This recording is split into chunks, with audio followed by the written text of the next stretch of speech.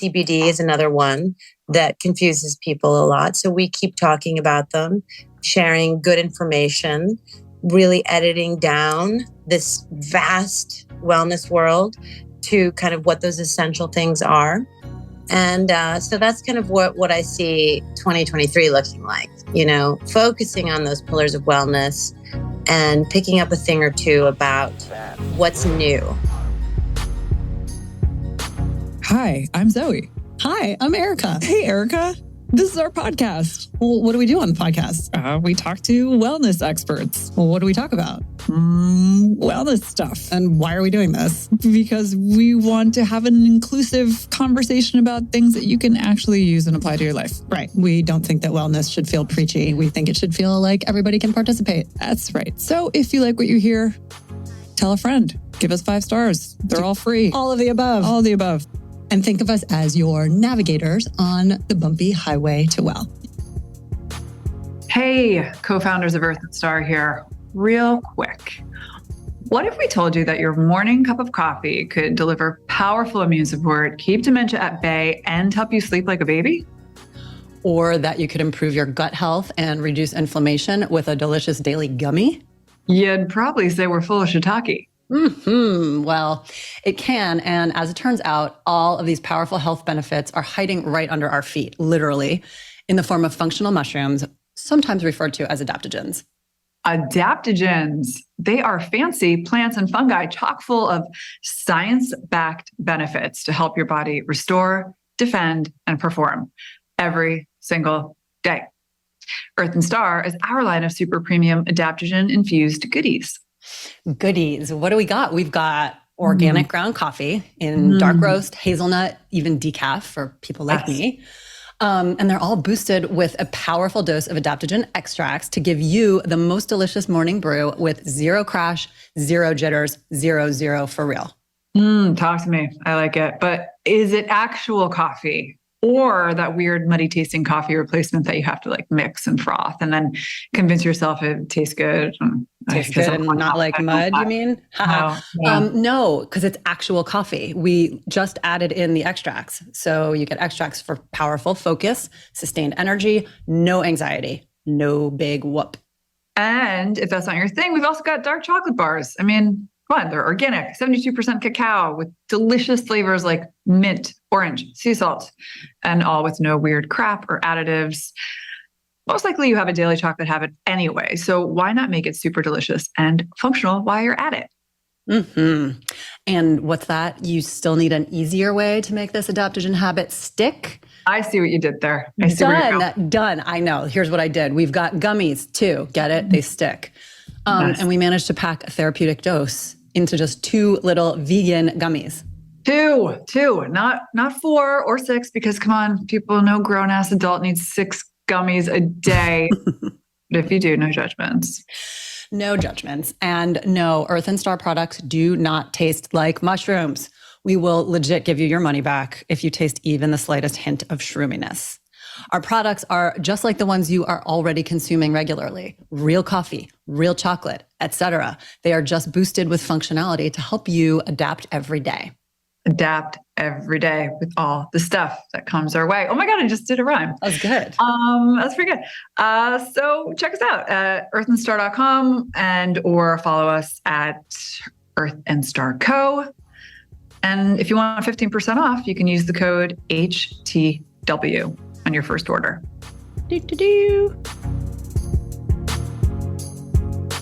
All right, well, I will make the official introduction to say welcome to Cristina Cuomo.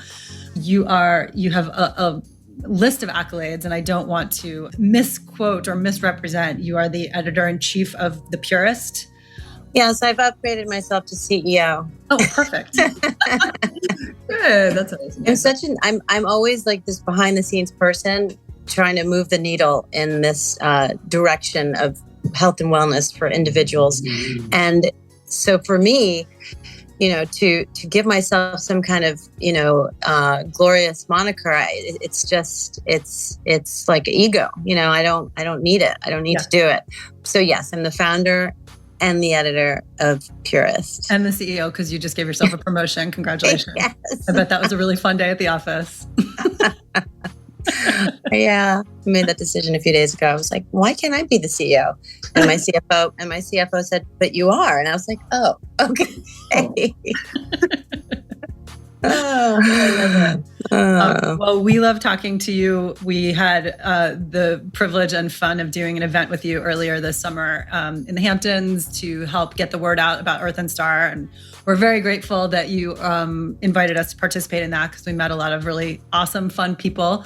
And we know that you yourself are such the quintessential wellness seeker. And to your credit, I think, from everything we've discussed with you in the past, like, you really do kind of dig in with both hands and try the things that you're talking about and writing about and researching and sharing with people.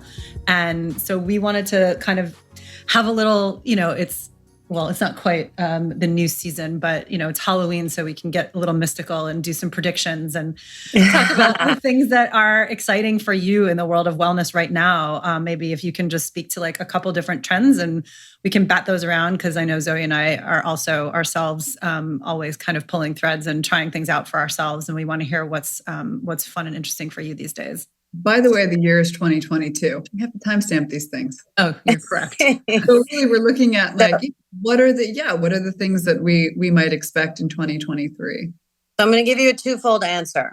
Okay. The first part of that is, your biology, your personality, and the environment you live in determine what wellness means to each of us. Okay. So it's personal, right? I grew up in New York City amidst a lot of pollution, moved out of the city and noticed a significant change in my own personal health. So, wellness is personal. My objective is to highlight those things that I've noticed throughout my 30 years in journalism to be most significant in the wellness space, and what those pillars are. And then, of course, to take a deeper dive into them. For example, you have, at any point, you can change this list of pillars of wellness, right? You have physical, and a big part of that is sleep. And I talk a lot about sleep and Purist, and I try to make sure every issue we're covering mindful meditation, dialogue, and sleep. And just constantly reminding people in the 6 issues we produce every year of the importance of sleep. And then we'll go towards other things like nutrition and emotional wellness. And what does that mean? And mental health. October is Mental Health Awareness last week. Global Mental Health Awareness Day. So we'll talk a lot about that. Social wellness is very important. Spiritual wellness is very important. Believing in something bigger than yourself, very key. And celebrating, the community that belief brings together. Intellectual wellness, very important.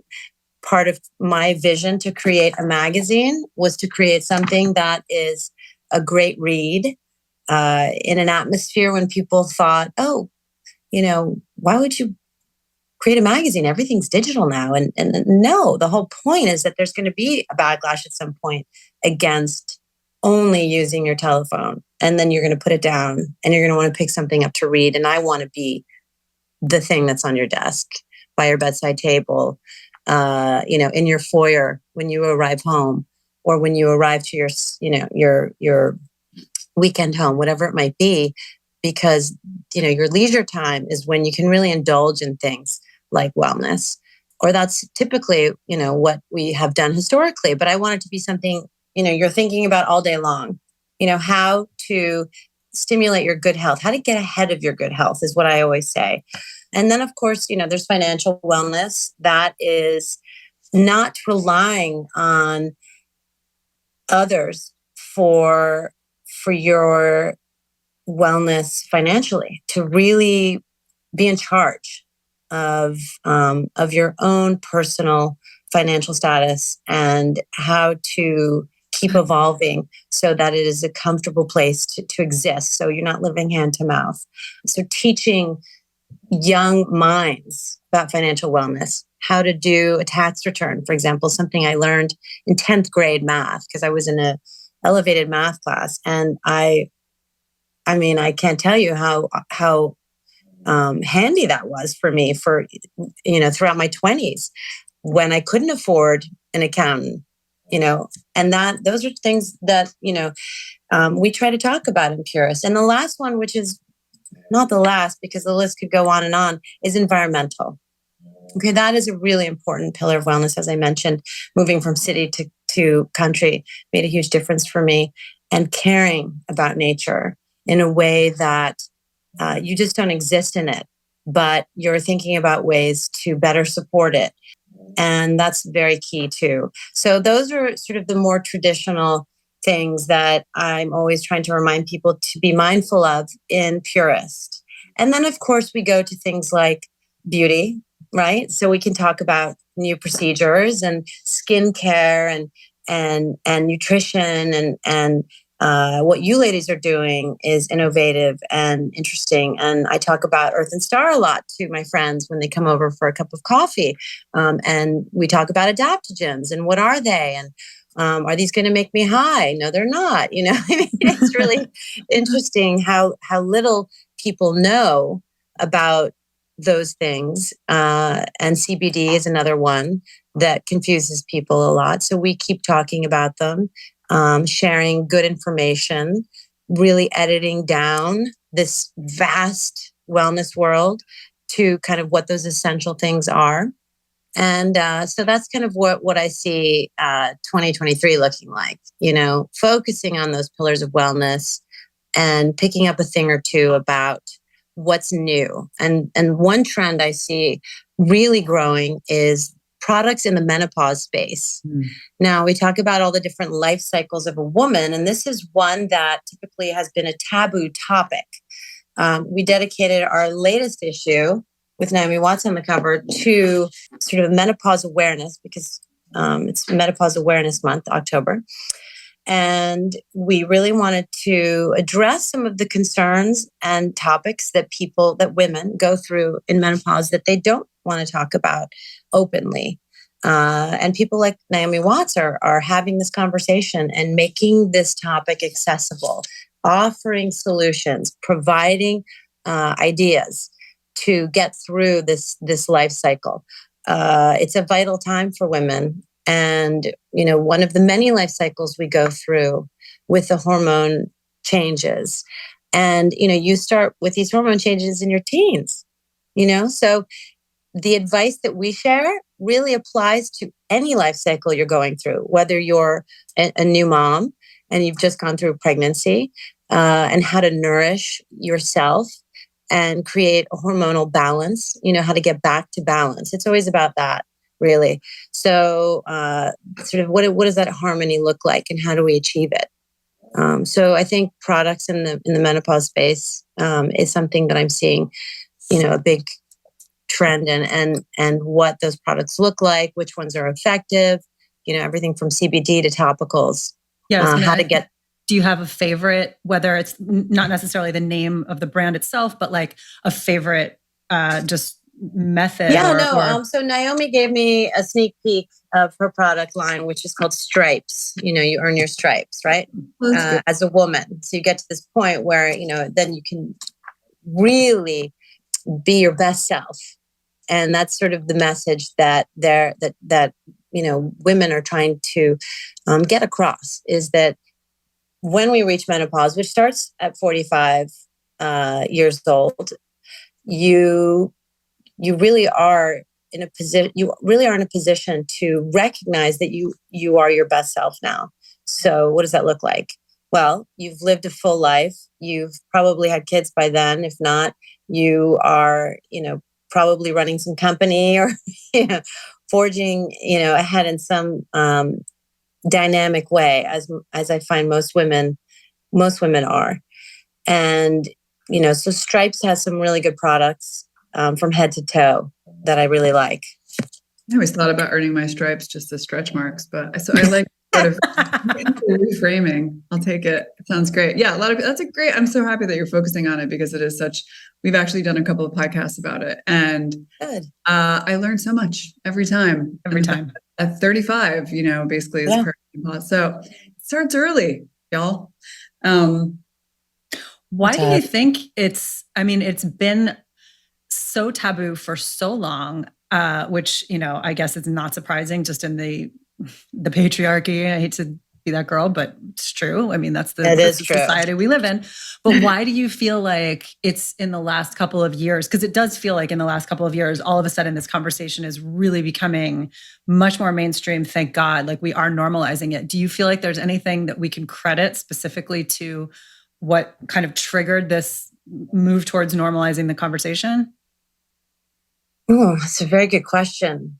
And I think our Zeitgeist has been leaning in towards women in general with Me Too, right? So as we lean into each other and create this community of women, we want to be more prepared. We want to minimize the questions. We want to educate ourselves on all things to do with our bodies as women. And that also means not having this life cycle be so elusive, right? Health is very important as a young woman. And I noticed that, having children, the health education is really more sex education at school. And some schools are starting to create a conversation around nutrition and overall well-being and what that looks like. They're meditating in schools. They're talking about circadian rhythms and what your sleep cycle is and how your cells regenerate overnight. So by having these conversations alone, you're making that young mind aware of these things early on, and you're making it part of a norm, right? So I think, in the last 20 years, we've had we've started to become more prepared so that there are no surprises. At least we have been made aware of these things, and I always try to, with Purist, my messaging is be your own best doctor. Know your body. If you have an ache somewhere, understand where that's coming from. Is that an autoimmune condition? What's happening? What do you need to focus on? And the other thing that's really important is with the advent of the internet, I think there's been this backlash towards the negative elements of what that has brought into our lives. So the more we become aware of what's happening there, we become a little bit more discerning and discriminating, and of course, more positive. And if we focus on those paths to discovery, they can become actionable. So what does that mean? That means that I'm trying to be positive with Purist. I launched it 5 years ago. And one of the sort of things I think about with my editorial content is, do I have enough positivity? Is this issue going to leave someone this lingering feeling of positivity? And what does that look like?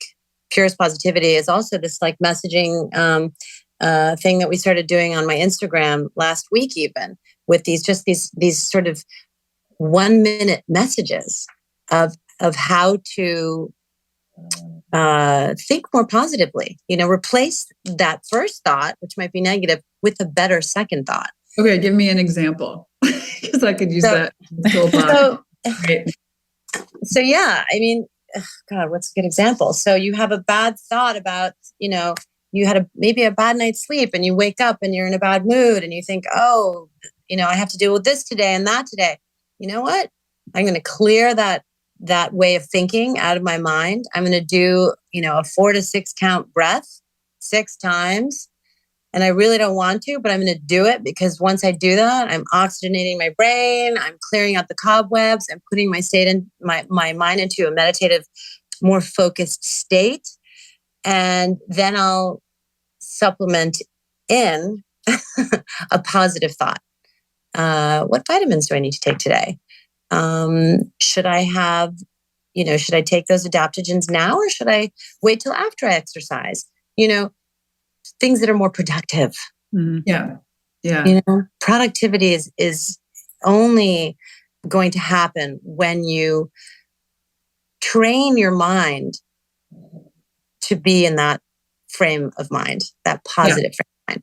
It's a little bit of trickery, but it does work sometimes, right? It is sort of like this, Exactly. where the mind goes, the body. Some people wake up in a good mood.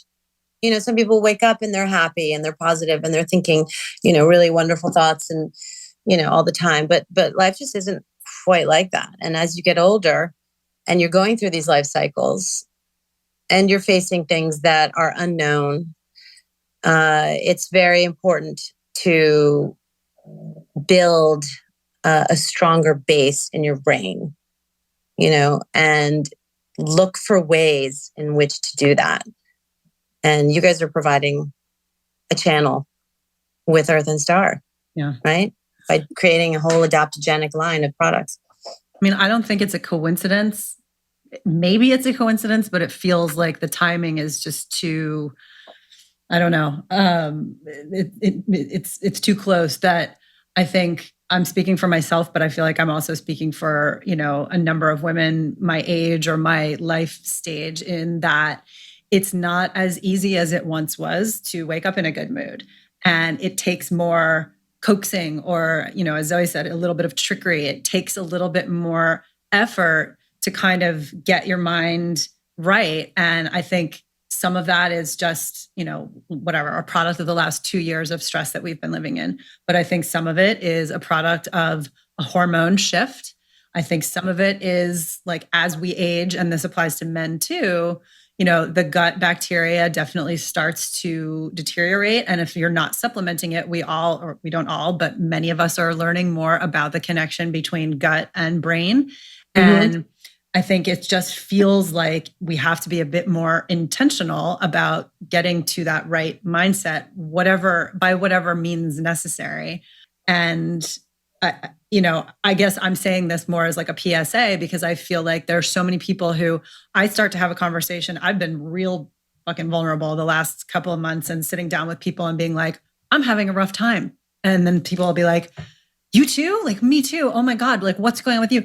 And the more we share, the more it's like, okay, everyone is actually dealing with some level of this. So let's talk about it and figure out, for you, it might be menopause. For you, it might be, strictly emotional, but like, let's at least have this conversation so we all recognize that, nobody is in it by themselves.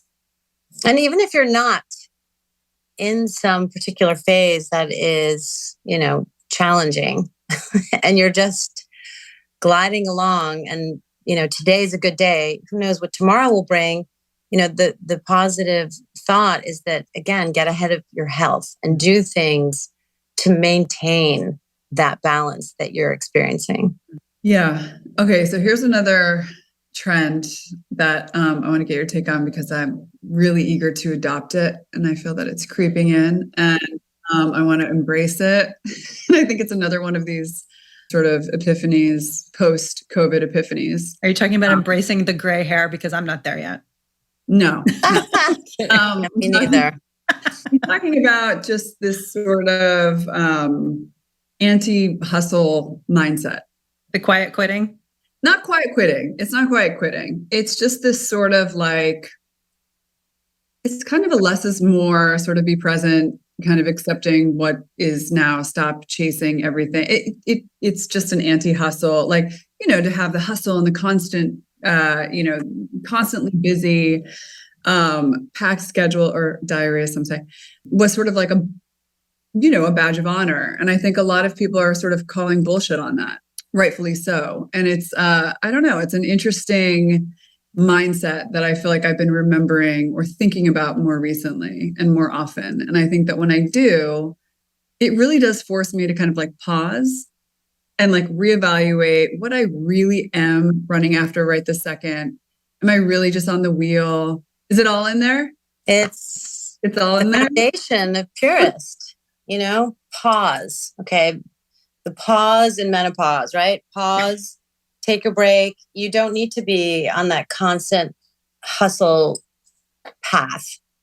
That's not where you're going to find wellness. Of course, focus is good, right? Because when you are focused on something, you are in the flow. Go with the flow. That's what I talked about in my Purist positivity message last week. You're focused, you're enjoying it. That's different. But finding those outlets for well-being are very important. And that means not hustling, not overextending yourself, overexerting yourself. This past year, 2 years since the pandemic, mental health issues are at an all-time high. Why? Because of the stress of the pandemic, the stress of quarantine. So some of the ways in which, we realize we have to get back to a more balanced mental state is through community, right? Spending more time with our families. And all of that involves chill time, right? And I wrote about this book that I recently read called The Happiness Hypothesis. In this new issue, in my editor's letter, I wrote happiness. This is a quote from the book. Jonathan Haidt is this positive psychologist, which is something that a lot of psychiatrists are studying now because they treat patients with medication. Right? So they're treating their patients with medication. They're not treating them with wellness suggestions. And they're realizing that, they're trying, they want their patients to be happier. So to get on that path, a lot of them have gone back to school to study positive psychology. And this is one of the founding fathers of positive psychology. This guy, Jonathan Haidt, he writes in the happiness hypothesis, happiness comes from within and happiness comes from without. We need the guidance of both ancient wisdom and modern science to get the balance right, which is really important. Diagnosing yourself. What do I need to do today? I'm going to go for a walk outside. It's a beautiful day. It's 70 degrees. In addition to working, I'm actually going to stop working earlier and I'm going to go do that for myself. So I think there is this movement away towards that hustle because our mental health depends on that level of quietude sometimes. Yeah. Yeah. It's exciting. And maybe it's, taking up a new hobby like journaling. Or, how to process those feelings. It's very important to stop and process those feelings. You look at school and the intense level of academia these kids are going through. And I think the pandemic pivoted that a little bit towards, what? We don't need to be so aggressive with burn them out. Yeah. Yeah, with the burnout. And we're taking a cue from that for ourselves as adults. We don't need to burn out. We need to pause and take a break. Well, that was actually the pivot that I was going to jump onto, which is, sleep for me is sort of like my holy grail, my white whale, whatever you want to call it, the lifelong pursuit that I've never truly conquered. And we've spent quite some time interviewing a number of experts. We've got somebody else coming up in a few weeks. And it does feel like there's kind of always new perspectives, new theories, new practices. So I'm curious, what are you seeing? What are some of the tools and tips that you like to employ yourself? I feel like every week it's something new. So I'm curious what you're interested in. Something new. I think there's so many institutes and companies forming around sleep. It's amazing to me. And it makes me so happy. Because we need to be reminded of this. It's not just, sleep is hygiene. It's personal hygiene. It is the number one thing. It should be the number one thing on everyone's list. It's the most important thing. The National Institute of Sleep, I think, dictates that we need something like 8 hours of sleep per night. And our circadian rhythms function best between 11 p.m. and 8 a.m. And I'm like a broken record with my kids. Do you feel like you're getting enough sleep?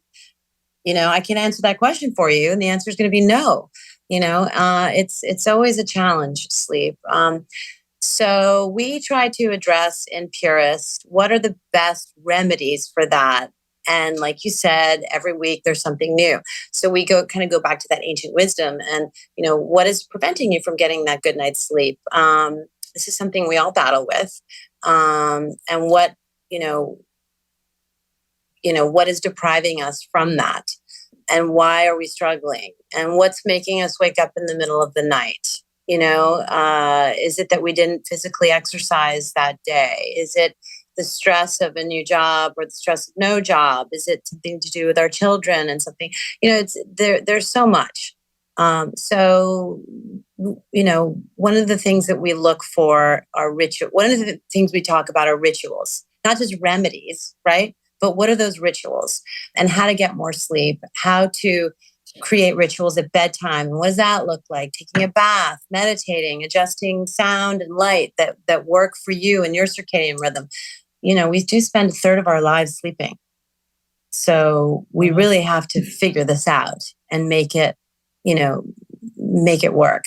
And why, we shouldn't have these, fitful nights of sleep. And what have our cell phones done to our brains and our minds, and that bright blue light? And what do we need to be doing with our phones at night? So we try to talk about those things in Purist and teach our readers a little bit about themselves, and how to put a mirror on yourself and say, well, am I doing that? Mm-hmm. Maybe I need to stop doing that. Maybe I need to start doing this.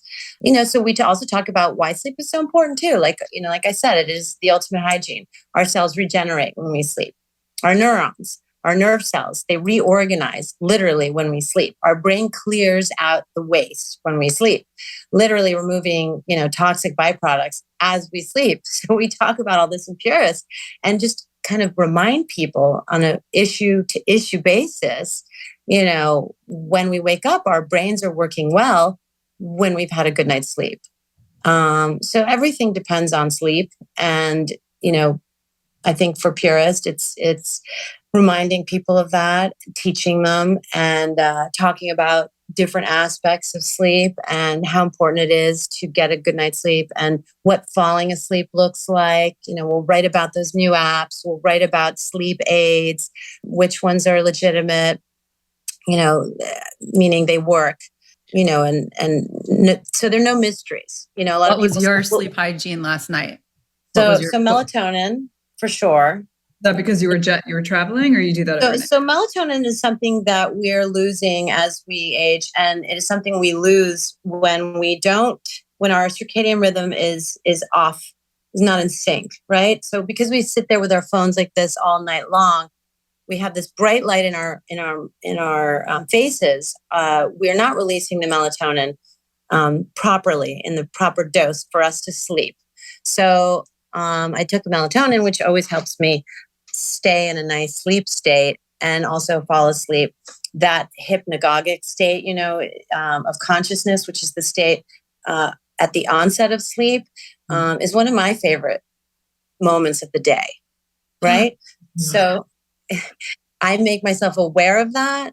And when I prepare for sleep, I took a nice hot shower because I was on a plane. I took my melatonin. I put on a sleep app that I like. My daughter likes Calm. She's been on that one since I think they launched. She likes to hear bedtime stories. I found this one called Breathe, where it's a little bit different and it takes me through my body and out of my mind. Okay, you need to be thinking about what's, your breath right now. So think about your breath. Do a 4-count breath, 4-count, 3, 4, 5, 6, and then breathe out 6 counts and start thinking about, the energy moving from your head to your toes. So literally your mind is shifted out of how did my day go? What should I do tomorrow? What's my to-do list look like? Out of that and into something more productive. Right? Again, productivity, but you're focusing on, it's like a machine, right? You have to regulate that machine. So that's what I did. Another big thing that I find to be very important is food is medicine. Okay, so what we eat will dictate how we feel. Obviously, our health, our good health, our brain health, our immune strength, and what's going on in our gut, but also how we sleep.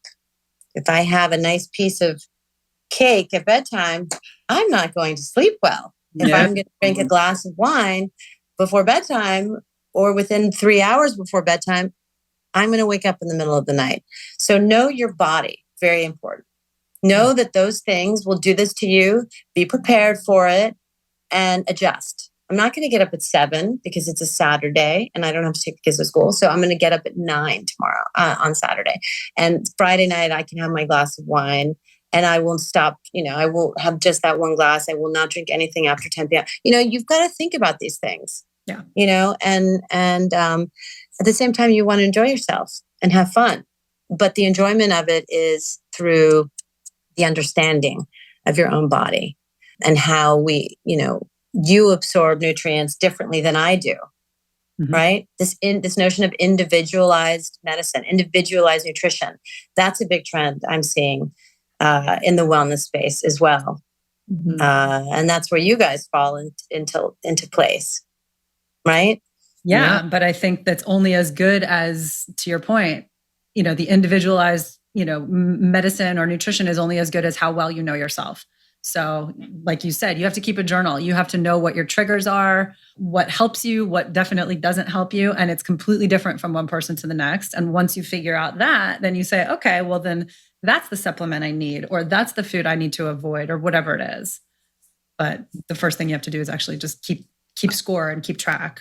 Just on that note, and I know we have to wrap up here, but my biggest discovery about night's sleep has been like the food hangover. If I eat anywhere near bedtime, not only do I not sleep, I wake up like I feel like I'm hungover. Truth. That they say you need just a quick note on that nutrition and food. So they say you need to stop eating 4 hours before you go to bed. Who can do that? Most people sit down for dinner at 8 p.m., right? So I find that when I eat earlier and if I go to bed later, like on a weekend, I'm hungry at like 11 p.m. So I'll try to eat earlier during the weeknights, later on the weekends, because I know I'm going to sleep a little bit longer. But food is medicine. It's everything to the prevention of disease. It's your brain health. It's your immune strength. Since 70 to 80% of our immune system is determined by that gut microflora, right, in our gut.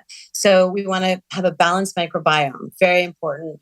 And how do we absorb those nutrients effectively? How do we fight off infection? How do we manage inflammatory conditions? That's very important. Inflammation will keep you awake. So certain foods, fried foods, inflame your body. They're going to keep you awake. They're going to make you gain weight. They're going to deprive you of energy. Pre and probiotics are really important.